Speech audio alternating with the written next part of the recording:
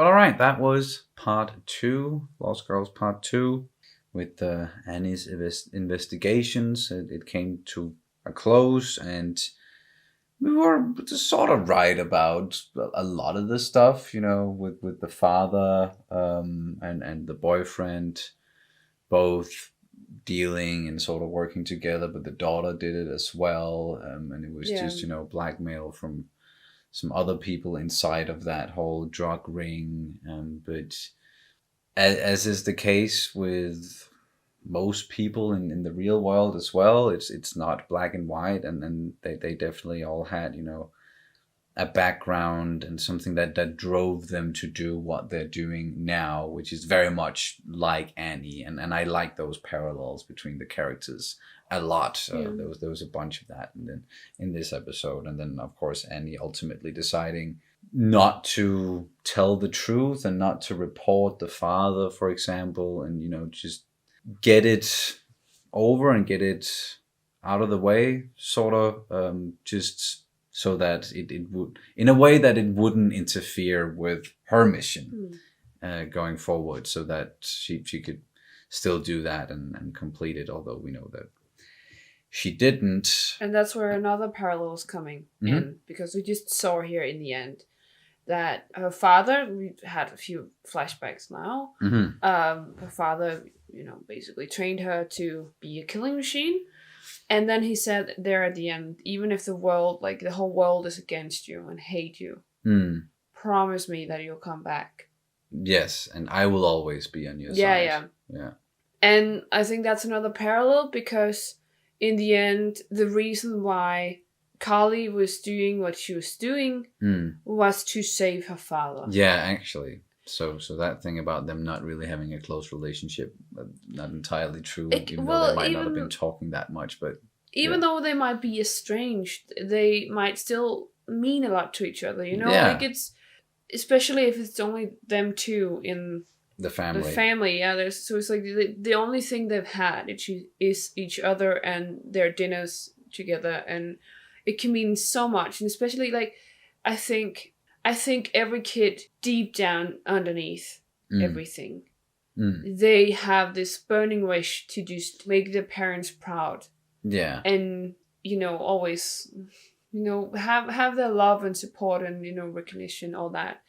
And also, ultimately, I think that's both what Annie is striving towards, but also Carly was also striving towards. Yeah, even though with Carly, her father, did her wrong by lying about where he was selling the drugs, and they were making them together, and that is definitely how they made a lot of money after, I guess, what happened, then 5 years ago, and they lost a lot of things, and same goes for the guy with the glass eye. Yeah. Lost his son, and like that was really tragic, that whole thing.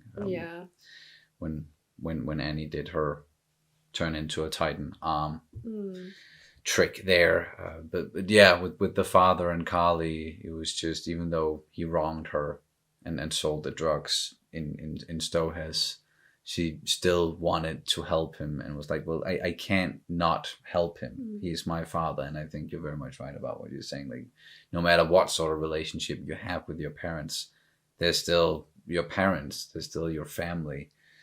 Your flesh and blood. They might have disappointed you for, like, I speak of experience. They might have disappointed you time and time and time and time again. But there was still always be that tiny kid inside you that's just longing for their love and approval. That's the word I was looking for. Yeah. And with Annie and her father, it seems like there's that as well, and she does want to go home. She just want to get back.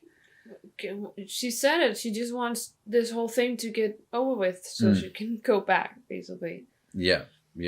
And we talked about it in the previous one, or in the discussion there, with the reason why she was crying when she lost Aaron again, when Mikasa and Levi took Aaron back, was because of that. That it was like, fuck, I failed, and now I can't go home. I can't go back, yeah. I cannot go back. I'm gonna have to maybe try again. And or at least, she had to go back to Stowehouse and back to the military police, and then everything that happened at the end of season 1 happened, and now she is, as previously mentioned, encased in what looks like a diamond shape, but we've already established that that's kind of like the Titan material that can look different ways, but it is quite indestructible. But overall, that was the case of this missing girl, missing person, missing woman, I would rather say, in Carly Stratman. Case solved, even though, well, Annie solved the case, and we saw how it all fit together, and then in the end did something else, so was could still go on her mission the day after. And then when she got back, there was this nice little note from her Hitch, roommate from Hitch. Like she really thought that Annie was going out to meet someone and go on a date, because that's probably what normal people would do. People who are not in Annie's situation, not in Annie's stead, and who's not freaking undercover and playing this role and supposed to go out and all of that. So if it was anyone else, that would probably have been the case. But it was a nice thought, at least. And then with the hair thingy that she gave her. But this one and the last one, they also showed us something that we don't see a lot of in the actual series, but we've seen it in this one, and we saw it in the No Regrets OVAs, with like how people are living, and especially people who are poorer, how they are living, and they're it's a day-to-day stuff, and just more of a look inside of like the entire society there, behind the walls or inside of the walls, and that can be very interesting as well. But unless you have anything else, I do not. All right, fair enough. Then that's going to do it for this reaction and review of Attack on Titan Lost Girls Part 2. Thank you guys so much for watching as always, and we'll see you as soon as possible. Bye. Bye.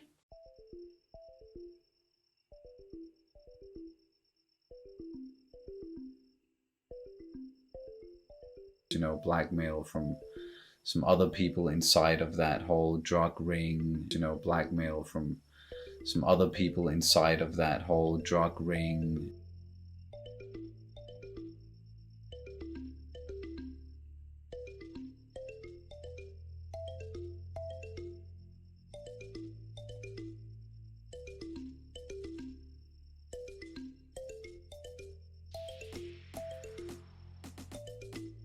Blackmail from some other people inside of that whole drug ring.